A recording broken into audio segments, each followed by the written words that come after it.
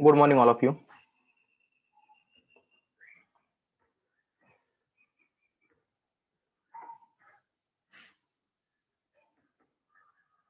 तर आपण बघतोय आपला चॅप्टर नंबर 9 सिरॉइझम. त्यामधील पहिला पॉईंट नेचर आणि फंक्शन आपण काल कव्हर केले होते आणि आपण रूल्स पाहत होतो. आता रूल्स कडे जाण्यापूर्वी एक सूचना देतोय. जर तुम्हाला एखादा पॉईंट समजत नसेल, डिफिकल्टीज असतील तर अनम्यूट करून सांगत जा किंवा मेसेज करून सांगत जा, नाहीतर मग सिलेबस कम्प्लीट होईल आणि तुम्हाला काहीच समजणार नाही. जर काय असेल तर मी काय ओरडत नाही किंवा शिक्षा करत नाही, काहीच करत नाहीये. तर जर काही डिफिकल्टीज असतील तर बिंदास अनम्यूट करून सांगत जा किंवा मेसेज करून सांगत जा. मग त्या वेळी तो पॉईंट आपल्याला क्लिअर करता येईल. नाहीतर एक्झामच्या एक दिवस अगोदर पुस्तक उघडाल तर काही समजणार नाही आणि लॉजिक एका दिवसात कव्हर होणारा टॉपिक नाहीये. याची काळजी घ्या आणि जर काही डिफिकल्टी असतील तर सांगत जा. तर आपण काल रूल्स ऑफ स्ट्रक्चर बघितले होते. आज आपण rules of distribution of terms बघणार आहोत. त्यातील पहिला रूल बघा, the middle term must be distributed at least once in the premises. आता हा रूल आपण already function of middle term मध्ये बघितलेला आहे, तोच इकडे ऍज इट इज घेतलेला आहे. The violation of this rule involves the policy of undistributed middle. म्हणजे काय, मिडल टर्म का महत्वाची आहे तर लक्षात घ्या, तुमचे ज्या काही दोन प्रिमायसेस असतात त्या प्रिमायसेस मध्ये एक रिलेशन इस्टॅब्लिश होण्यासाठी मिडल टर्म महत्वाची असते. मग होतंय काय बघा, जर मिडल टर्म डिस्ट्रीब्यूट झाली नाही तर ही जी काही दोन वाक्य आहेत त्या दोन वाक्यामध्ये कोणत्याही प्रकारचं रिलेशन इस्टॅब्लिश होणार नाही किंवा ते रिलेशन एवढं सफिशियंट नसेल, एवढ्या कॅपॅसिटीचं नसेल की ज्याद्वारे तुम्ही कन्क्लुजन काढू शकाल. मग जर रिलेशन तसं जर इस्टॅब्लिश करायचं असेल तर अशा ठिकाणी मिडल टर्म ही डिस्ट्रीब्यूट झालीच पाहिजे. आता इकडे अजून एक गोष्ट लक्षात घ्या, इकडे काय म्हटलंय, ऍटलीस्ट वन्स. याचा अर्थ लक्षात घ्या, तुमच्याकडे असते मेजर प्रिमाइस, मायनर प्रिमाइस. मग यांची असं म्हणत नाहीये की तुम्ही प्रत्येक ठिकाणी मेजर मध्ये पण मायनर मध्ये पण मिडल टर्म डिस्ट्रीब्यूट करा. त्यांचं मत काय, ऍटलीस्ट वन्स म्हणजे काय, एकतर मेजर मध्ये किंवा मायनर मध्ये पण मिडल टर्मचं डिस्ट्रीब्युशन झालंच पाहिजे. आता डिस्ट्रीब्युशन शोधणार कसं, तर कालच्या लेक्चरला पण सांगितलं होतं, आज पण पुन्हा एकदा तेच सांगतोय. तर असेबिनोफ हा जो काही शब्द आहे याचा प्रत्येक वेळी वापर करायचा. असेबिनोफ मध्ये काय, तर वाक्याचा प्रकार काय तो आपण फिगर आउट करायचा. प्रकार बघितल्यानंतर काय डिस्ट्रीब्यूट होतंय बघायचं. आता आपण मिडल टर्म इकडे डिस्ट्रीब्यूट झालेली आहे किंवा नाही हे चेक करूया. तर पहिल्यांदा दोन्ही वाक्य कन्सिडर करा. तर तुम्हाला लक्षात येईल, all good citizens are those who vote. इकडे आपल्याला दोन टर्म मिळत आहेत. पहिली आहे वोटिंगची आणि दुसरी आहे गुड सिटीजनची. दुसरं वाक्य जर आपण बघितलं, some woman are those who vote, या ठिकाणी पण आपल्याला दोन टर्म मिळत आहेत, वुमन आणि वोट. दोन्ही वाक्यात कॉमन काय, तर ते आहे वोटिंग किंवा वोट, बरोबर आहे. मग आता आपल्याला बघायचंय की वोट डिस्ट्रीब्यूट झालेला आहे किंवा नाही. मग काय करायचंय, पहिलं वाक्य बघा ऑलने सुरू होते आणि अफर्मेटिव्ह आहे, म्हणजे हे वाक्य आहे ए प्रपोजिशन. मग ए प्रपोजिशन काय करतंय बघा, एस. याचा अर्थ काय, सब्जेक्ट म्हणजे फक्त सिटीजन किंवा गुड सिटीजन हा जो काही टर्म आहे ते डिस्ट्रीब्यूट करायचं काम करते. म्हणजेच काय, वोटिंगचं डिस्ट्रीब्युशन झालेलं नाही. आज दुसऱ्या वाक्याचा विचार करा, some woman are those who vote. वाक्याची सुरुवात समने होते प्लस वाक्यामध्ये कोणतंही निगेशन नाही. याचा अर्थ काय, ते वाक्य आहे पर्टिक्युलर अफर्मेटिव्हचं. इकडे काय म्हटलंय बघा, आय प्रपोजिशन म्हणजे पर्टिक्युलर अफर्मेटिव्हच्या बाबतीत एन, याचा अर्थ काय, नो डिस्ट्रीब्युशन. म्हणजे काय, वुमन आणि वोट याचं डिस्ट्रीब्युशन झालं नाही. याचाच अर्थ काय, दोन्ही वाक्य जर कन्सिडर केली तर दोघांमध्ये जो कॉमन पार्ट आहे वोटिंग त्याचं डिस्ट्रीब्युशन होत नाही. आणि यांनी कन्क्लुजन काढलंय, सम वुमन आर गुड सिटीजन, जे चुकीचं आहे. चुकीचं काय ते आपण इकडे आकृतीच्या साहाय्याने समजून घ्यायचा प्रयत्न करूया. पहिलं वाक्य होतं, all good citizens are those who vote. इकडे लक्षात घ्या, ए प्रपोजिशन मध्ये सब्जेक्ट डिस्ट्रीब्यूट होतो म्हणून आपण काय केलंय, वोटिंग साठी एक मोठं सर्कल काढलंय, ज्याच्यामध्ये गुड सिटीजन म्हणजे सब्जेक्ट डिस्ट्रीब्यूट झालाय. अजून एक लहान सर्कल काढलंय, हे लहान सर्कल रिप्रेझेंट करतंय गुड सिटीजनला. एक काम झालंय. आता पुढे काय म्हटलंय बघा, some woman are those who vote. आता सम म्हणजे नक्की किती आहे आपल्याला माहित नाही, म्हणून मी काय केलं, वोटिंगच्या सर्कलमध्ये त्याच्या साईडला एक छोटं सर्कल काढलंय, त्यामध्ये वुमन नावाचं एक सर्कल आहे. आणि या सर्कलचा काही भाग वोटिंग मध्ये इन्क्लूड झालाय पण कम्प्लीट नाही. याचं कारण काय, वाक्यामध्ये म्हटलंय सम, पण सम म्हणजे नक्की किती आपल्याला माहित नाही. आता आपल्याला करायचं काय बघा, दोन्ही वाक्यामध्ये म्हणजे ऑल गुड सिटीजन असेल किंवा सम वुमन असेल, कॉमन पार्ट आहे वोटिंगचा म्हणजे मोठं सर्कल. आणि आपण काय करतो, कन्क्लुजन काढताना मिडल टर्म काढून टाकतो आणि रिमेनिंग पार्ट घेतो. याचाच अर्थ काय, इकडे हे जे काही वोटिंगचं जे काही मोठं सर्कल आहे ते आपण काढून टाकणार आहोत, किंवा अज्युम करा की वोटिंगचं सर्कल एक्झिस्ट करत नाही. मग तुमच्या हाती काय राहणार आहे, एक सर्कल असेल गुड सिटीजनचं, दुसरं सर्कल असेल वुमनचं. पण आता एक गोष्ट लक्षात घ्या, याच्यात काही रिलेशन इस्टॅब्लिश होतंय का, तर नाही. जर रिलेशन इस्टॅब्लिश झालं असतं तर ऍटलीस्ट या सर्कलनी एकमेकांना टच केलं असतं, किंवा गुड सिटीजन किंवा वुमनने एकमेकांना ओव्हरलॅप करायचा, कव्हर करायचा प्रयत्न केला असता. पण इकडे झालंय काय, वोटिंग ही जी काही टर्म आहे, मिडल टर्म आहे, ती डिस्ट्रीब्युटेड झाली नाही. त्याच्यामुळे झालंय काय, या दोघांमध्ये रिलेशन इस्टॅब्लिश झालं नाही. त्यामुळे तुम्ही कन्क्लुजन काढू शकत नाही. म्हणून तुम्ही असं पण म्हणू शकत नाही की some woman R good citizen, इकडे म्हटलंय पण प्रत्यक्षात बघा गुड सिटीजनच्या सर्कलमध्ये वुमन आल्यात का, आलेल्या नाहीत. याचाच अर्थ काय, सम वुमन आर गुड सिटीजन हे कन्क्लुजन चुकीचं आहे. मग निगेटिव्ह कन्क्लुजन तरी पॉसिबल आहे का, की some woman are not good citizen, तर तेही पॉसिबल नाहीये. म्हणूनच लक्षात घ्या, ज्या ज्यावेळी सिलोजिझम येईल त्यावेळी तुमचं पहिलं काम असेल दोन वाक्यात कॉमन काय, जसं इकडे वोटिंग आहे ती टर्म शोधायची, त्यानंतर करायचंय काय, असे बिनोमचा वापर करायचा आणि ती टर्म डिस्ट्रीब्यूट झालेली आहे किंवा नाही ते बघायची. जर डिस्ट्रीब्युशन झालं नसेल तर सरळ लिहून टाकायचं पॉलिसी ऑफ अनडिस्ट्रीब्युटेड मिडल, तुम्हाला कन्क्लुजन कडे जाण्याची गरजच भासणार नाही. ही स्लाइड क्लिअर झाली आहे का? मिडल टर्म डिस्ट्रीब्युशन कसं शोधायचं आणि न झाल्यास आपण काय करायचं हे दोन्ही सांगितलेलं आहे. ही स्लाइड क्लिअर झाली असेल तर मेसेज टाका. अजून काही डिफिकल्टीज असतील तर मला मेसेज करा किंवा अनम्यूट करून सांगा.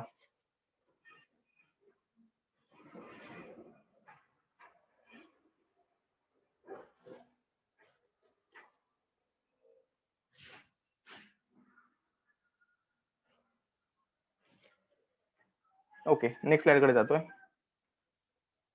No term can be distributed in the conclusion unless it is distributed in the premise.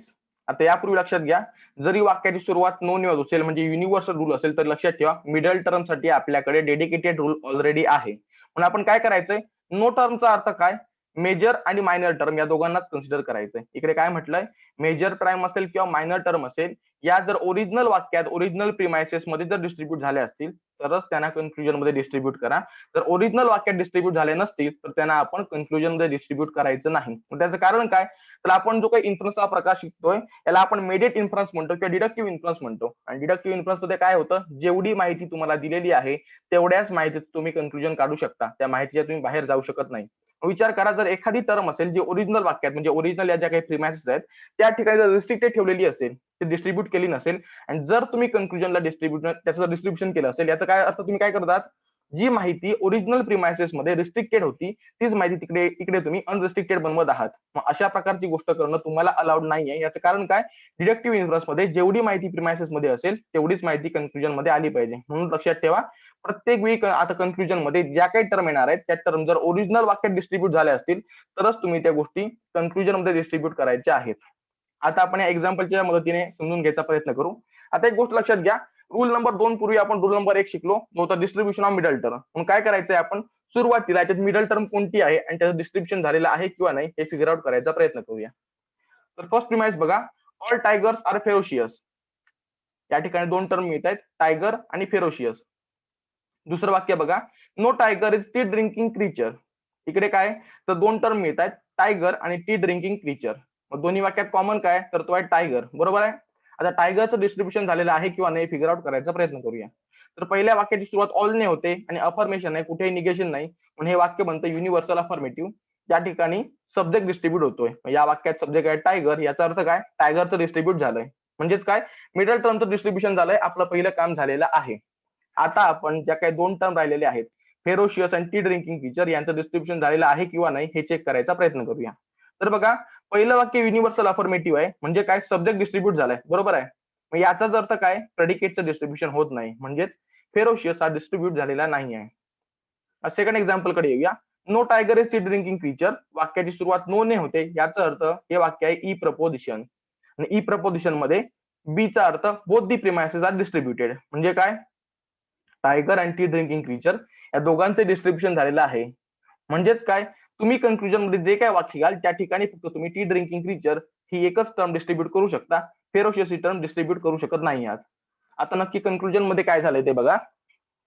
Conclusion मध्ये एक वाक्य निगेटिव्ह असल्यामुळे कन्क्लुजन पण निगेटिव्ह झालंय आणि ते त्यांनी दिलंय, no tea drinking creature is ferocious.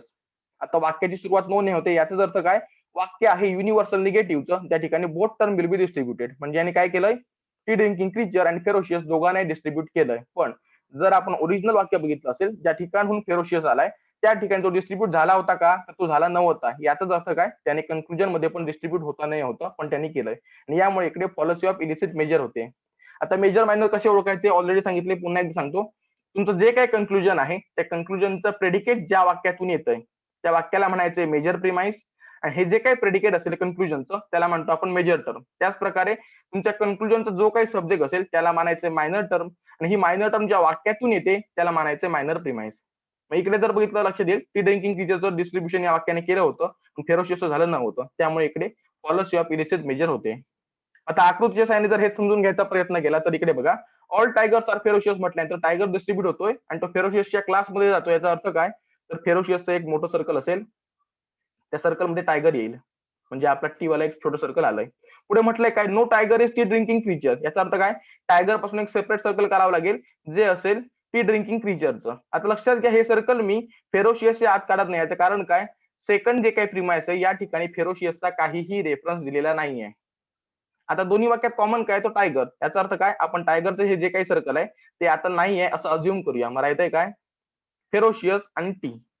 दोन्ही जर गोष्टी कम्पेअर करता लक्षात येईल, हे सर्कल एकमेकाला टच करत नाहीत, ओव्हरलॅप करत नाहीत. याचाच अर्थ काय, जे काही फेरोशियस ही जी काही टर्म आहे ती डिस्ट्रीब्यूट न झाल्यामुळे या दोघांमध्ये रिलेशन इस्टॅब्लिश होत नाही. आणि जर रिलेशन इस्टॅब्लिश होत नसेल तर ते तुम्ही कन्क्लुजन मध्ये पण इस्टॅब्लिश करू शकत नाहीत. आणि म्हणून लक्षात ठेवा, ज्या वेळी तुमच्याकडे सिलोजिझम येईल त्यावेळी पहिली गोष्ट तुम्ही चेक करणार आहात मगाशच्या रूल प्रमाणे मिडल टर्मचं डिस्ट्रीब्युशन झालेलं आहे किंवा नाही.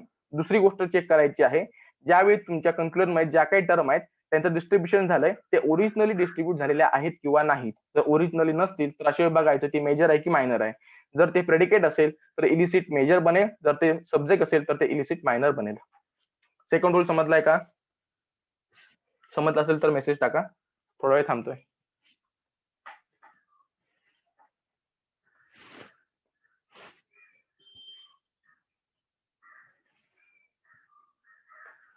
ओके, पुढे जाऊया. आता आपण रूल्स ऑफ स्ट्रक्चर कव्हर केले मागच्या लेक्चरच्या वेळी, रूल्स ऑफ डिस्ट्रीब्युशन झाले. आता आपण रूल्स ऑफ क्वालिटी बघणार आहोत. इकडे पहिला रूल आहे, no conclusion can be drawn from two negative premises. याचा अर्थ काय, जर दोन्ही वाक्य निगेटिव्ह असतील तर अशा ठिकाणी कन्क्लुजन काढताच येणार नाही. आणि जर कन्क्लुजन काढलं तर काय होणार आहे, तर तिकडे होणार आहे violation of this rule involves policy of negative premises. आता नक्की इकडे काय होतंय ते बघूया. त्यासाठी आपण एक एक्झाम्पल घेऊन बघूया ज्या ठिकाणी दोन्ही प्रिमाइसेस निगेटिव्ह असतील. तर फर्स्ट प्रिमाइस आहे, नो अरब्स आर कॅथोलिक्स. याचा अर्थ काय, एकही अरब कॅथोलिक असणार नाही. या ठिकाणी लक्षात ठेवा, ज्यावेळी वाक्य असतं युनिव्हर्सल निगेटिव्ह त्याच्यावेळी तुम्हाला दोन सेपरेट सर्कल काढावी लागतील. याचं कारण काय, ज्यावेळी वाक्य असतं युनिव्हर्सल निगेटिव्ह त्यावेळी दोन्ही टर्म एकमेकांमध्ये मिक्स होऊ नये, एकमेकांना टच होऊ नये याची काळजी घेत असतात. आणि यामुळेच युनिव्हर्सल निगेटिव्ह मध्ये दोन्ही वाक्यांचे जे काही दोन्ही टर्म आहेत म्हणजे अरब आणि कॅथोलिक आहेत ते दोन्ही डिस्ट्रीब्यूट होत असतात. म्हणून मी काय केलंय, अरबचं एक सर्कल काढलंय आणि कॅथोलिकचं एक सर्कल काढलंय आणि दोन्ही सर्कल सेपरेट आहेत. त्याचं कारण काय, कोणताही अरब कॅथोलिक असणार नाही आणि कोणताही कॅथोलिक अरब असणार नाही. म्हणजेच काय, ए मधील जे काही मेंबर आहेत ते सी मध्ये येता कामा नये आणि सी मधील मेंबर ए मध्ये जाता कामा नये. त्यामुळे आपण ए आणि सी अशी दोन सेपरेट सर्कल काढलेली आहेत. पुढचं वाक्य बघा, नो ब्रिटिशर्स आर अरब. याचा अर्थ काय, ब्रिटिशर्स एक सेपरेट सर्कल काढलंय जे कधीही अरब मध्ये येणार नाही. अरबचं सर्कल ब्रिटिशर्स मध्ये येणार नाही. यालाच आपण म्हणायचं युनिव्हर्सल निगेटिव्ह. आता विचार करा, कन्क्लुजन काढताना दोन्ही वाक्यात कॉमन काय, तर ते आहे ए वाला सर्कल म्हणजे अरब. ते जर काढून टाकलं तर राहणार काय, ब्रिटिशर्स आणि कॅथोलिक. आणि याने कन्क्लुजन काढले, ऑल ब्रिटिशर्स आर कॅथोलिक. बरोबर आहे का, सर्कलचं टचिंग होतंय का, सर्कल ओव्हरलॅप करतायत का, नाही. त्याचबरोबर नो ब्रिटिशर्स आर कॅथोलिक हे पण चुकीचं आहे. याचं कारण लक्षात घ्या, या ठिकाणी जी काही दोन्ही वाक्य आहेत ती अरबच्या रेफरन्स मध्ये आहेत, त्यांचे एकमेकांच्या रेफरन्स मध्ये नाही. त्यामुळे लक्षात ठेवायचंय, जर दोन्ही निगेटिव्ह असतील तर कन्क्लुजन येत नाही. याचा अजून एक चांगला एक्झाम्पल घेतोय बघा. समजा असं विचार करा, ए आणि बी च्या बाबतीत अ हा बी चा मित्र नाही किंवा अ हा ब चा मित्र नाही आहे. एक वाक्य झालं. दुसरं झालं, ब हा क चा मित्र नाहीये. दोन वाक्य झाली. इकडे एक गोष्ट तुमची क्लिअर झाली असेल, अ आणि ब ची मैत्री नाहीये, ब आणि क ची मैत्री नाहीये. पण या ठिकाणी अ आणि क बद्दल काही सांगितलंय का, नाही. मग अशा ठिकाणी तुम्ही याच्या संदर्भात कोणतं स्टेटमेंट करू शकता का, तर डिडक्टिव्ह इन्फरन्स मध्ये जेवढी माहिती आहे तेवढंच सांगू शकता, त्याच्या बाहेर जाऊ शकत नाही. त्यामुळे तुम्ही अ आणि क संदर्भात त्यांची मैत्री आहे किंवा नाही हे सांगू शकत नाही. म्हणून लक्षात ठेवायचंय, ज्या वेळी दोन्ही वाक्य निगेटिव्ह असतील त्यावेळी जरी मिडल टर्म काढून टाकली तरी कोणतंही रिलेशन इस्टॅब्लिश होत नाही. मग ते पॉझिटिव्ह असेल किंवा निगेटिव्ह असेल. आणि जर रिलेशन इस्टॅब्लिश होत नसेल तर तुमचं पॉझिटिव्ह पण कन्क्लुजन येऊ शकत नाही आणि निगेटिव्ह पण कन्क्लुजन येऊ शकत नाही. आणि जर कोणतंच कन्क्लुजन येत नसेल तर त्यामुळेच हा रूल सिद्ध होतो की no conclusion can be drawn from two negative premises. कारण काय, जर ए बी शी रिलेटेड नसेल आणि बी जर सी शी रिलेटेड नसेल तरी सुद्धा ए आणि सी च्या बाबतीत नक्की काय करायचंय हे तुम्हाला दोन निगेटिव्ह प्रिमाइसेस सांगत नाहीत. त्यामुळे या संदर्भात जर तुम्ही एखादं स्टेटमेंट केलं तर ती फॉलोच येऊ शकेल. कारण काय, माहिती होती ए बी चं रिलेशन आणि बी सी चं रिलेशन. पण एसीच्या बाबतीत जर माहिती दिली नसेल तर डिडक्टिव्ह इन्फरन्स प्रमाणे जेवढी माहिती दिली आहे तेवढ्या पुरतं तुमचं कन्क्लुजन राहणं एक्सपेक्टेड होतं. पण इकडे ती गोष्ट होत नाहीये. म्हणून लक्षात ठेवायचंय, जर दोन्ही वाक्य निगेटिव्ह आली तर अशा वेळी कन्क्लुजन येणार नाही. मग सरळ फक्त एक वाक्य लिहून ठेवायचंय, पॉलिसी ऑफ निगेटिव्ह प्रिमाइसेस. हा रूल समजलाय का? समजला असेल तर सांगा, काही डिफिकल्टी असेल तरी पण सांगा.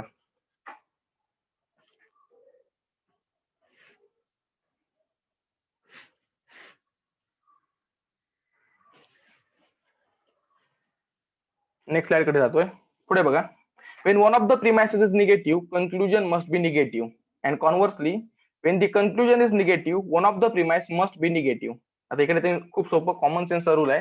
ज्यावेळी तुम्हाला जी काही माहिती देण्यात येते त्या माहितीमधील एखादं वाक्य निगेटिव्ह असेल तर कन्क्लुजन निगेटिव्हच आलं पाहिजे. त्याचप्रमाणे जर तुमचं कन्क्लुजन निगेटिव्ह येत असेल तर एखादी प्रिमाइस निगेटिव्हच असली पाहिजे. आता आपण एक काम करूया. One of the premise is negative the conclusion must be negative हे जे काही वाक्य आहे त्याच्या नेमकं विरुद्ध वापरून विरुद्ध वागून कन्क्लुजन बरोबर येतं की नाही ते चेक करूया. तर हे वाक्य बघा, all lions are carnivorous. Second आहे नो कॅमल्स आर कार्निवोरस आणि कन्क्लुजन मुद्दामून अफर्मेटिव्ह काढलंय ऑल कॅमल्स आर लायन्स. वाक्य बरोबर आहे का? तर कन्क्लुजन इकडे चुकीचं आहे. कारण बघा, एक वाक्य अफर्मेटिव्ह जो म्हणतोय सिंह मांसाहारी आहे, दुसरं म्हणतोय उंट मांसाहारी नाही, प्रत्येक उंटा सिंह आहे, हे वाक्य चुकीचं आहे. मग इकडे चूक नक्की काय झाली आहे तर लक्षात घ्या, एक वाक्य अफर्मेटिव्ह आणि दुसरं निगेटिव्ह असताना कन्क्लुजन निगेटिव्ह येणे एक्सपेक्टेड होतं, पण ते न केल्यामुळे कन्क्लुजन चुकलंय. याचमुळे काय लक्षात येतंय, ज्यावेळी एखादी प्रिमाइस निगेटिव्ह असेल त्यावेळी तुमचं कन्क्लुजन निगेटिव्ह झालं पाहिजे. त्यामुळे बघा, ऑल कॅमल्स आर लायन्सच्या ऐवजी नो कॅमल्स आर लायन्स आलं असतं तर मे बी ते कन्क्लुजन बरोबर आलं असतं. कारण काय, एक प्रिमाइस निगेटिव्ह होती. त्यामुळे एक गोष्ट लक्षात ठेवायची, ज्या वेळी तुम्ही ज्या काही प्रिमाइस आहेत त्यापैकी एखादी प्रिमाइस जर निगेटिव्ह आली, कन्क्लुजन निगेटिव्ह ठेवायचं आहे. एखाद्याची निगेटिव्हिटी तुम्ही कन्क्लुजन मध्ये सप्रेस करून ती फोर्सिबली अफर्मेटिव्ह करू शकत नाही आहात. आता रिमेनिंग पार्ट कडे येऊया. Wien the conclusion is negative one of the premise must be negative. याचा अर्थ काय, जर कन्क्लुजन निगेटिव्ह असेल तर एखादं वाक्य निगेटिव्हच पाहिजे. इकडे प्रिमाइस बघा, all healthy persons are those who have good appetite. जो माणूस हेल्दी आहे त्याची पचनक्रिया चांगली असणार आहे. पुढे म्हटलंय ऑल ऍथलीट्स आर हेल्दी. जर एखादी व्यक्ती ऍथलीट आहे तर तो हेल्दी असणार आहे. आणि कन्क्लुजन काढलंय no athletes are those who have good appetite. इकडे याचा अर्थ काय म्हटलाय, जर एखादी व्यक्ती खेळाडू असेल तर त्याची पचनक्रिया चांगली असणार नाही. चुकलंय. याचं कारण काय, दोन्ही वाक्य अफर्मेटिव्ह आहेत आणि कन्क्लुजन निगेटिव्ह आहे. जर दोन वाक्य अफर्मेटिव्ह असताना कन्क्लुजन निगेटिव्ह येऊ शकत नाही. याचाच अर्थ काय, जर तुम्हाला कन्क्लुजन निगेटिव्ह काढायचं असेल तर दोन प्रिमाइसेस पैकी एखादी प्रिमाइस निगेटिव्हच पाहिजे. याचा अर्थ काय, रिमेनिंग रूल जो आहे तो सुद्धा सिद्ध होतोय. म्हणजे इन शॉर्ट फक्त एक गोष्ट लक्षात घ्या, जर कन्क्लुजन निगेटिव्ह आलं असेल तर प्रिमाइस म्हणजे मेजर प्रिमाइस, मायनर प्रिमाइस यापैकी एखादी प्रिमाइस तर निगेटिव्हच पाहिजे. त्याचप्रमाणे मेजर प्रिमाइस किंवा मायनर प्रिमाइस यापैकी जर एखादी प्रिमाइस निगेटिव्ह असेल तर कंपल्सरी तुमचं कन्क्लुजन निगेटिव्हच येणार आहे. कारण तुम्ही निगेटिव्हिटी सप्रेस करून एखादी गोष्ट फोर्सिबली अफर्मेटिव्ह दाखवू शकत नाही आहात. रूल नंबर 2 क्लिअर झालाय का?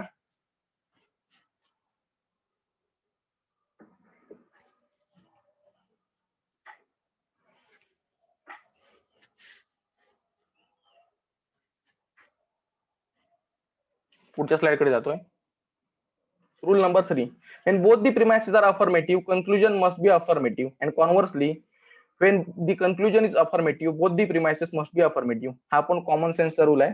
जर दोन्ही प्रिमाइसेस अफर्मेटिव्ह असतील तर कन्क्लुजन तुमचं अफर्मेटिव्ह जाईल. त्याच प्रकारे जर तुमचं कन्क्लुजन अफर्मेटिव्ह असेल तर एखादी दोन्ही प्रिमाइसेस अफर्मेटिव्हच पाहिजे. आता याच्या पण विरुद्ध जाऊन कन्क्लुजन बरोबर येते का आपण चेक करूया. तर पहिले एक्झाम्पल बघा, all unfriendly creatures are unwelcome. म्हणजे काय, एखादी गोष्ट त्रासदायक असेल तर ती प्रत्येकाला नकोशी वाटते. दुसरी गोष्ट, ऑल वास्प आर अनफ्रेंडली. वास्पचा अर्थ गांधीन माशी होतो की तुम्ही माशा म्हणा, माशा कोणालाही आवडत नाहीत, नकोशा वाटतात. आणि कन्क्लुजन काढलंय नो वास्प आर अनवेलकम. आता नो आणि अनवेलकम आलं, याचा अर्थ काय, गांधीन माशी प्रत्येकाला हवीशी वाटते, तिचं आपण स्वागत करतो. वाक्य चुकलं. याचं कारण काय, कन्क्लुजन सुद्धा अफर्मेटिव्ह येणं एक्सपेक्टेड होतं. जी गोष्ट इकडे घडली नाही त्यामुळे इकडे पॉलिसी घडते. आता विरुद्ध जाऊन बघूया. Second example, all penguins are those who have small feet. पेंग्विनला लहान पाय असतात. पुढे, नो पोलिसमन इज पेंग्विन. एकही पोलीस हा पेंग्विन असणार नाही. आणि कन्क्लुजन काढलंय all policeman are those who have small feet. Conclusion चुकल्याचं कारण काय, जर पोलीस पेंग्विन नसेल तर पोलिसाचे पाय हे लहान असता कामा नये. पण इकडे झालंय काय, इकडे पोलीस पेंग्विन नाही हे सांगून सुद्धा यांनी काय केलं, कन्क्लुजन मध्ये पोलिसाला पेंग्विन सारख्या लहान पायाचं सांगितलेलं आहे. जी पॉलिसी आहे. याचाच अर्थ काय, एखादी प्रिमाइस निगेटिव्ह तर कन्क्लुजन निगेटिव्ह. त्याचप्रमाणे जर तुमचं कन्क्लुजन अफर्मेटिव्ह असेल तर दोन्ही वाक्य ही तुम्हाला अफर्मेटिव्हच पाहिजेत. पुन्हा एकदा सांगतोय, एकदम कॉमन सेन्सचा रूल आहे. ज्यावेळी दोन्ही प्रिमाइसेस अफर्मेटिव्ह असतील तुमचं कन्क्लुजन अफर्मेटिव्ह येईल. त्याचप्रमाणे ज्यावेळी तुमचं कन्क्लुजन अफर्मेटिव्ह असेल त्यावेळी दोन्ही प्रिमाइसेस त्या कंपल्सरी अफर्मेटिव्हच पाहिजेत. एखादी निगेटिव्ह आली तर कन्क्लुजन सुद्धा निगेटिव्ह होत आहे. हा रूल समजलाय का? समजला असेल तर मेसेज टाका. पुन्हा एकदा 10 सेकंद थांबतोय.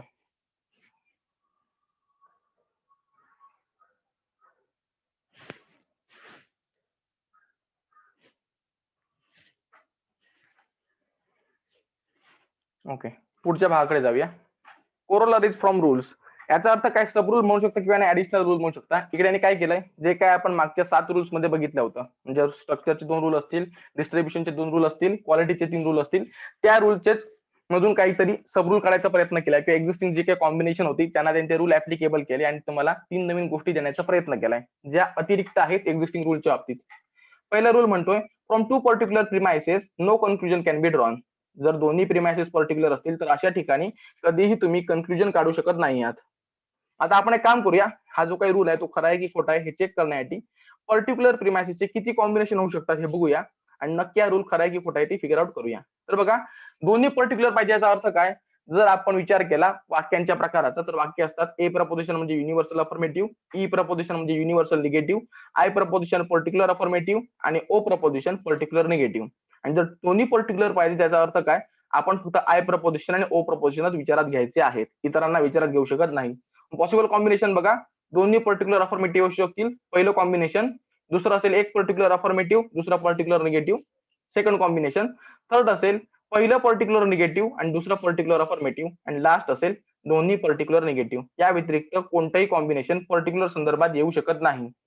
आता आपण काम करूया, हे ऑप्शन पैकी किती ऑप्शन आता राहत आहेत ते बघूया. कारण यांचं मत आहे दोन्ही पर्टिक्युलर आहेत ना, मग कन्फ्युजन तर येऊ शकत नाही. आता चेक करायचा प्रयत्न करूया.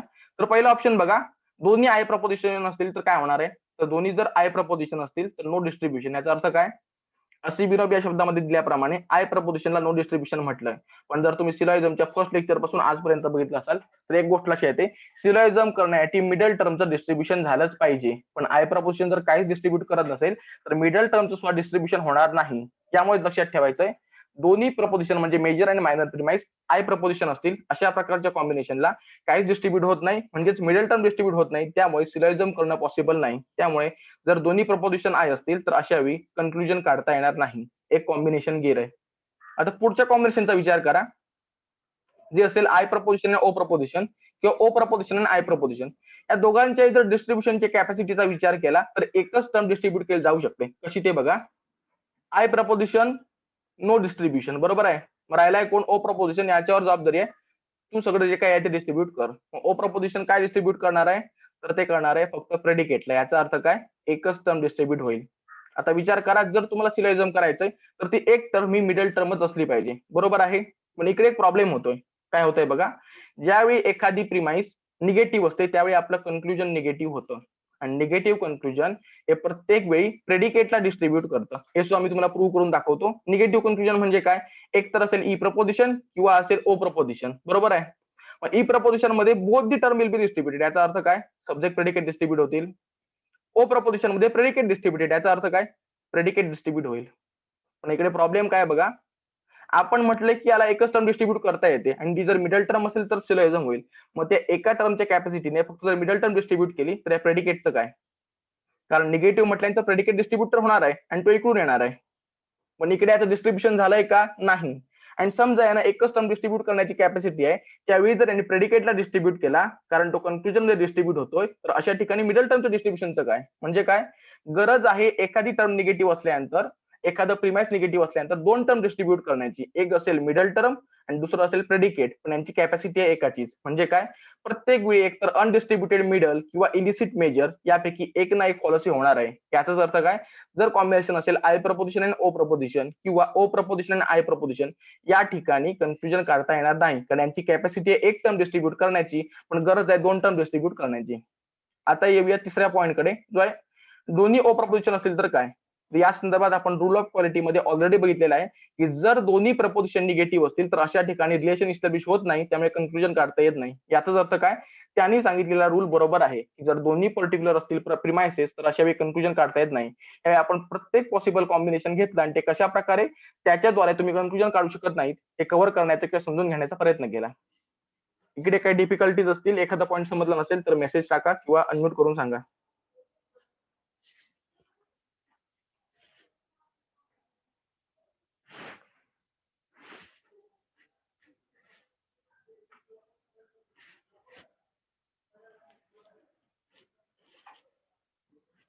पुढच्या रूलकडे जाऊया. इकडे काय म्हटलंय बघा, if one of the premises is particular the conclusion will be particular. याचा अर्थ काय, एखादं वाक्य जर पर्टिक्युलर किंवा एखादं दोघांपैकी वाक्य जर पर्टिक्युलर आलं तर तुमचं कन्क्लुजन पर्टिक्युलरच बनेल. आता इकडे वन ऑफ द म्हटलंय, एखादं म्हटलंय, याचा अर्थ आपण काय घेऊया, एक प्रिमाइस पर्टिक्युलर ठेवूया आणि राहिलेलं जे काही प्रिमाइस आहे ते युनिव्हर्सल ठरवूया. आता पॉसिबल कॉम्बिनेशन तयार करूया. तर एक पर्टिक्युलर आणि युनिव्हर्सल. जर आपण ए प्रपोजिशनचा विचार केला तर आपण 4 कॉम्बिनेशन तयार करू शकतो. पहिलं असेल ए आय, दुसरं असेल ए ओ, त्यानंतर यांचीच उलट आय ए आणि ओ ए. ए प्रपोजिशनचं काम झालं. त्याच प्रकारे आपण ई प्रपोजिशनचा विचार केला तरी सर 4च कॉम्बिनेशन होऊ शकतात. E I, E O, I E आणि ओ ई. कॉम्बिनेशन संपली. या व्यतिरिक्त एक पर्टिक्युलर आणि एक युनिव्हर्सल असं कॉम्बिनेशन येऊ शकत नाही. आता आपण या कॉम्बिनेशन पैकी किती कॉम्बिनेशनच्या मध्ये आपण पर्टिक्युलर आणि किती कॉम्बिनेशन मध्ये युनिव्हर्सल कन्क्लुजन काढता येईल हे फिगर आउट करायचा प्रयत्न करूया. रूल म्हणतोय फक्त पर्टिक्युलर, आपण दोन्ही पॉसिबिलिटीकडे कन्सिडर करणार आहोत. तर पहिल्यांदा आपण यामधील 2 ऑप्शन घेतले, ई ओ आणि ओ ई. इकडे होतंय काय, निगेटिव्ह प्रिमाइसेस. बघा, पहिला आहे युनिव्हर्सल निगेटिव्ह, दुसरा आहे पर्टिक्युलर निगेटिव्ह. इकडे आहे एक पर्टिक्युलर निगेटिव्ह, दुसरा युनिव्हर्सल निगेटिव्ह. आणि ऑलरेडी आपल्याला रूल्स ऑफ क्वालिटी मध्ये सांगितलेलं आहे, दोन्ही निगेटिव्ह असतील तर कन्क्लुजन येणार नाही. याचा अर्थ हे 2 ऑप्शन एलिमिनेट झाले. आता पुढे येऊया ए आय आणि आय ए कडे. इकडे काय होतंय बघा, only one term is distributed. याचा अर्थ काय, जर तुम्ही खाली जर एक्झाम्पल बघितलं असेल लक्षात येईल, ए आय आणि आय ए मध्ये आय प्रपोजिशन नो डिस्ट्रीब्युशन, म्हणजे काहीच करू शकत नाही, बिनकामाचं आहे. राहिलाय कोण, ए प्रपोजिशन. याच्यावर जबाबदारी आहे सब्जेक्ट, म्हणजे एक ना एक गोष्ट डिस्ट्रीब्यूट करण्याची. आता जर तुम्हाला ए आय किंवा आय जर सिलॉजिझम करायचं असेल तर ते जे काही डिस्ट्रीब्युशन आहे ते मिडल टर्मच झालं पाहिजे. कारण काय, मिडल टर्म डिस्ट्रीब्यूट झाली नाही तर सिलॉजिझम येत नाही. याचा अर्थ काय, या ठिकाणी कन्क्लुजनचा प्रेडिकेट, कन्क्लुजनचा सब्जेक्ट आणि मिडल टर्म अशा प्रकारे 3 टर्म असतात सिलॉजिझम मध्ये. त्यापैकी ए आय आणि आय मध्ये एकच टर्म डिस्ट्रीब्यूट करणे. याचा अर्थ काय, फक्त मिडल टर्म डिस्ट्रीब्यूट करू शकतील. त्यामुळे तुम्हाला काय करायचंय, कन्क्लुजनचा सब्जेक्ट आणि कन्क्लुजनचा प्रेडिकेट याचं ओरिजिनल डिस्ट्रीब्युशन होत नाही, त्याचं सुद्धा कन्क्लुजन मध्ये डिस्ट्रीब्यूट न होणारा ऑप्शन शोधायचा आहे. पुन्हा एकदा सांगतोय, ए आय आणि आय ए मध्ये एकच टर्म डिस्ट्रीब्यूट होऊ शकते. कारण काय, आय प्रपोजिशन बिनकामाचं आहे, ए प्रपोजिशन फक्त एकच गोष्ट डिस्ट्रीब्यूट करू शकतो. आणि सिलॉजिझम करण्यासाठी मिडल टर्मचं डिस्ट्रीब्युशन होणं आवश्यक आहे. त्यामुळे काय, ज्यावेळी सिलॉजिझम येईल ए आय किंवा आय एचं, त्या ठिकाणी फक्त मिडल टर्मच्या डिस्ट्रीब्युशनसाठी ही जी काही एक टर्म डिस्ट्रीब्यूट करण्याची कॅपॅसिटी आहे त्याचा वापर करण्यात येईल. त्यामुळे होणार काय, सब्जेक्ट आणि प्रेडिकेट हे जे काही आहेत कन्क्लुजनचे त्यांचं डिस्ट्रीब्युशन होत नाही. आणि आपला ऑलरेडी आपण एक रूल ऑफ डिस्ट्रीब्युशन बघितला, जर एखादी गोष्ट ओरिजिनल वाक्यामध्ये डिस्ट्रीब्यूट झाली नाही तर ती कन्क्लुजन मध्ये डिस्ट्रीब्यूट करू नका. त्यामुळे तुम्हाला कन्क्लुजनसाठी असा ऑप्शन शोधायचा आहे जो या सब्जेक्ट आणि प्रेडिकेटला डिस्ट्रीब्यूट करणार नाही. ऑप्शन कन्सिडर करूया. पहिला ऑप्शन बघा, A proposition S subject distributed, चालणार नाही. E proposition both term will be distributed, हा पण चालणार नाही. राहिलंय काय, I proposition no term will be distributed, म्हणजेच काय, पर्टिक्युलर. ओ प्रपोजिशन चालेल का, तर ओ प्रपोजिशन चालणार नाही. याचं कारण काय, आपली दोन्ही जे काही वाक्य आहेत, दोन्ही प्रिमाइस आहेत ते अफर्मेटिव्ह आहेत, त्यामुळे तुमचं कन्क्लुजन अफर्मेटिव्हच पाहिजे. राहिला कोणता option, I proposition no distribution. याचाच अर्थ काय, ज्या ज्यावेळी ए आय किंवा आय ए अशा प्रकारचं कॉम्बिनेशन असेल त्या त्या ठिकाणी तुमचं जे काही कन्क्लुजन आहे ते आय प्रपोजिशन म्हणजेच पर्टिक्युलर येणार आहे. म्हणजे एका कॉम्बिनेशनच्या संदर्भात त्यांचा रूल सिद्ध झालेला आहे. आता राहिलंय काय ते बघूया. तर राहिला ए ओ, ओ ए आणि ई आय. आता या ठिकाणी काय होतंय बघा, यांची कॅपॅसिटी आहे 2 टर्म डिस्ट्रीब्यूट करण्याची. 2 टर्म म्हणजे काय ते बघा, एओचा जर विचार केला असेल तर ओ डिस्ट्रीब्यूट करू शकेल प्रेडिकेटच्या की जे काय आलंय ते, आणि ए डिस्ट्रीब्यूट करू शकेल सब्जेक्टच्या की जे काय आलंय ते. पण या ठिकाणी लक्षात घ्या, ज्या ज्यावेळी आपण विचार करतोय मिडल टर्मचा, त्यावेळी एक कॅपॅसिटी मिडल टर्मसाठी जर गेली असेल तर दुसरी कॅपॅसिटी सब्जेक्ट किंवा प्रेडिकेटसाठी जाईल. तर आपल्याला काय करायचंय, याचाच अर्थ लक्षात घ्या, यांच्या 2 कॅपॅसिटीमध्ये टोटल टर्म असतात सिलॉजिझम मध्ये 3, सब्जेक्ट, प्रेडिकेट आणि मिडल टर्म, बरोबर आहे. तर यांची कॅपॅसिटी आहे दोघांची. याचा अर्थ काय, एक तर मिडल टर्म आणि प्रेडिकेट डिस्ट्रीब्यूट होईल किंवा मिडल टर्म आणि सब्जेक्ट डिस्ट्रीब्यूट होईल. त्यामुळे तुम्हाला कन्क्लुजन मध्ये असा ऑप्शन शोधावा लागेल जो निगेटिव्ह असेल प्लस एकच टर्म डिस्ट्रीब्यूट करेल, दोन्ही करणार नाही. मग जर आता तुम्ही ऑप्शन कन्सिडर केले तर लक्षात येईल, ए प्रपोजिशन मध्ये एएस म्हटलंय पण तो चालेल का, तर चालणार नाही. याचं कारण काय, ए ओ, ओ ए किंवा ई आय बघितला असेल तर हे आहे निगेटिव्ह, त्यामुळे ए प्रपोजिशनचा ऑप्शन गेला. E proposition both term will be distributed, जे सब्जेक्ट प्रेडिकेट दोघांचे डिस्ट्रीब्युशन करेल ते सुद्धा चालणार नाही. आय प्रपोजिशन नो डिस्ट्रीब्युशन आहे, तरी पण लक्षात घ्या आय प्रपोजिशन अफर्मेटिव्ह आहे. पण आपला रूल काय म्हणतोय, 2 प्रिमाइसेस पैकी एखादी प्रिमाइस जर निगेटिव्ह असेल तर तुमचं कन्क्लुजन जे आहे ते सुद्धा निगेटिव्ह बनेल. त्यामुळे हा पण ऑप्शन गेला. राहिलाय काय, ओ प्रपोजिशन प्रेडिकेटला डिस्ट्रीब्यूट करेल, म्हणजेच एकाला डिस्ट्रीब्यूट करेल आणि आपला सब्जेक्ट तसाच राहील. त्यामुळे आपल्याला लक्षात ठेवायचं, ज्या जे असेल ए ओ, ओ ए किंवा ई आय या ठिकाणी सुद्धा कन्क्लुजन पर्टिक्युलरच येतंय. याचं कारण काय, यांची कॅपॅसिटी आहे 2 टर्म डिस्ट्रीब्यूट करण्याची, पण सिलॉजिझम मध्ये टोटल टर्म आहे 3. मग जर दोन टर्म डिस्ट्रीब्यूट झाले तर आयदर सब्जेक्ट किंवा प्रेडिकेट कोणतरी अनडिस्ट्रीब्युटेड राहणार आहे. मग अशा ठिकाणी तुम्हाला असा ऑप्शन शोधायचा आहे जो एकच टर्म डिस्ट्रीब्यूट करतोय दुसऱ्याला ठेवून देतोय, आणि तशा प्रकारचा ऑप्शन आहे फक्त ओ प्रपोजिशन. यावरून काय गोष्ट सिद्ध होते, तर एओ ओए किंवा ईआय असेल या ठिकाणी सुद्धा कन्क्लुजन पर्टिक्युलर होते. याचा अर्थ काय, ही जर पॉसिबल कॉम्बिनेशन बघितली असतील एक युनिव्हर्सल आणि एक पर्टिक्युलरची, तर यातील प्रत्येकाचं जे काही कन्क्लुजन आहे ते कन्क्लुजन प्रत्येक वेळी पर्टिक्युलर येतं. यांचा रूल बरोबर आहे. आता फक्त तुम्ही जागे आहात की झोपेला ती चेक करण्यासाठी एक प्रश्न विचारतोय की जी काही मी पॉसिबल कॉम्बिनेशन सांगितली त्यातील प्रत्येक कॉम्बिनेशन मी डिस्कस केलेलं आहे किंवा नाही हे फक्त चेक करून सांगा. प्रश्न समजलाय? इकडे आम्ही पॉसिबल कॉम्बिनेशन लिहून दिलेली आहेत आणि इकडे त्या पॉसिबल कॉम्बिनेशन प्रमाणे कोणतं कन्क्लुजन होतं हे मी डिस्कस केलेलं आहे. तुमच्यासाठी सोपा प्रश्न आहे की सर्व पॉसिबल कॉम्बिनेशन या डिस्कशन मध्ये आलेले आहेत किंवा नाहीत हे जरा चेक करा आणि सांगा. कॉम्बिनेशन बघा, डिस्कशन बघा, आणि एखादं कॉम्बिनेशन राहिलंय का, राहिलं असेल तर ते कोणतं राहिलंय ते तुम्हाला सांगायचं आहे. मेसेज करा किंवा अनम्यूट करून सांगा.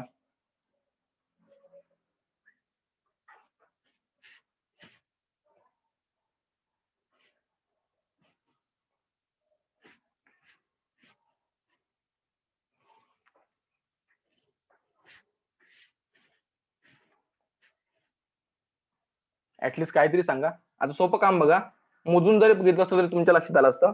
पॉसिबल कॉम्बिनेशन किती आहेत बघा, ही दोन, ही दोन, ही दोन आणि ही दोन. याचा अर्थ काय, पॉसिबल कॉम्बिनेशन 8 होती आणि डिस्कशन किती झालंय, हे 6 आणि एक 7, म्हणजे एक कॉम्बिनेशन राहिलंय. आता एक काम करा, ऍटलीस्ट एक कोणतं कॉम्बिनेशन राहिलंय ते तरी सांगायचा प्रयत्न करा. यापैकी कोणतं कॉम्बिनेशन आहे जे डिस्कस केलं नाहीये ते फक्त मेसेज करून सांगा किंवा अनम्यूट करून सांगा.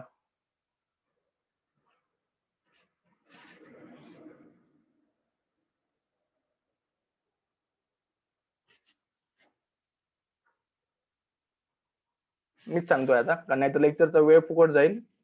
आणि तुम्ही मेसेज का करत नाही ते आधी मला समजत नाहीये. मेसेज करा किंवा अनम्यूट करून सांगत जात. ओके, कोणतरी सांगितलंय. ओके, बरोबर उत्तर आहे. आधी अभिनंदन, पहिला माणूस आहे ज्याने आधी मेसेज केलाय. बरोबर उत्तर आहे तुझं रचना पवार. आता आपण त्या कॉम्बिनेशन कडे जाऊया. ते कॉम्बिनेशन मी न घेण्याचं कारण तिसऱ्या रूल मध्ये आपण इन डिटेल हे कॉम्बिनेशन चेक करणार आहोत. तर पुढच्या रूल कडे जाऊया.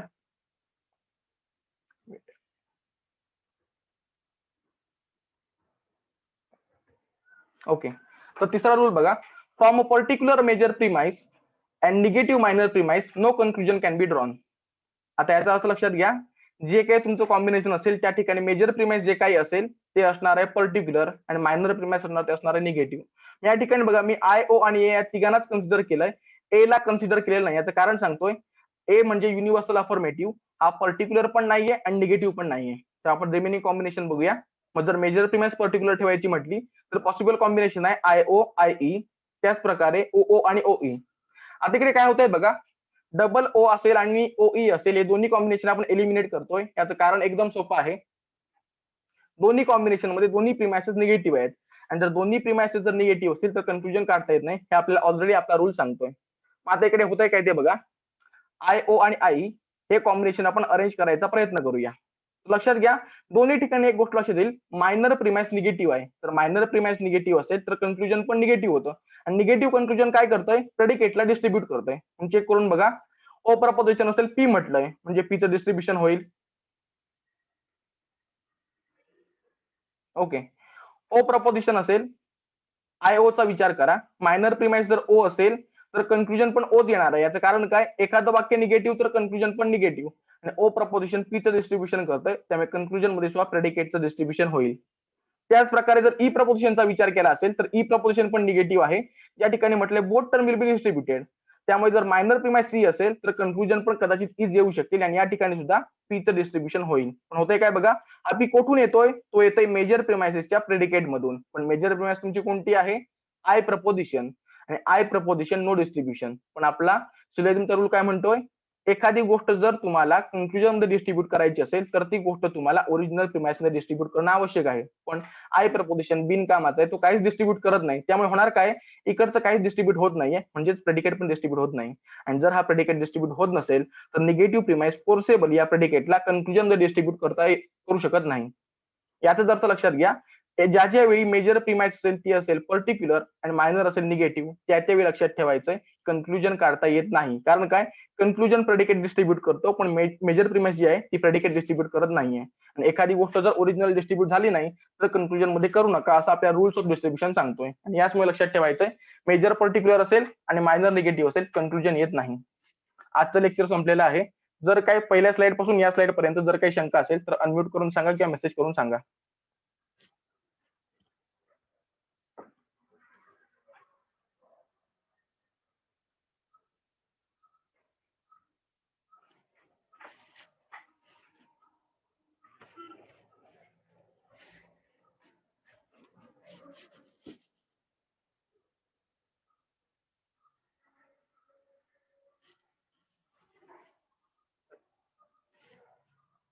तर कोणालाही शंका नाही असं मानतोय. आता ही जी काही पीपीटी आहे त्याची मी पीडीएफ करून ग्रुपवर टाकतो, ते एकदा वाचून घ्या आणि जर काही प्रॉब्लेम वाटला असेल तर व्हॉट्सअपवर मेसेज करा.